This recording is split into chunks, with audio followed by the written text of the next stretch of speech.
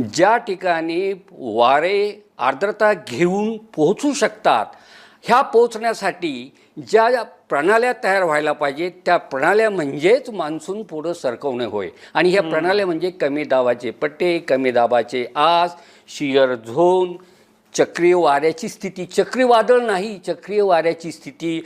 चक्रीय वाऱ्याची स्थिती जमिनीलगत आहे का जमिनीपासून 3 किलोमीटर आहे, तिची जाडी किती आहे, ताकद किती, या सगळ्या प्रणाल्या मान्सून खेचण्यास, मान्सूनचा पाऊस पाडण्यासाठी समोर असल्या तर पाऊस होतो. बरं. आणि शेतकऱ्यांचा एक सरळ एकाच वाक्यातला प्रश्न आहे, मान्सून आला पाऊस होत नाही. तर ह्या गोष्टीवर ह्या संपूर्ण गोष्टी अवलंबून आहेत.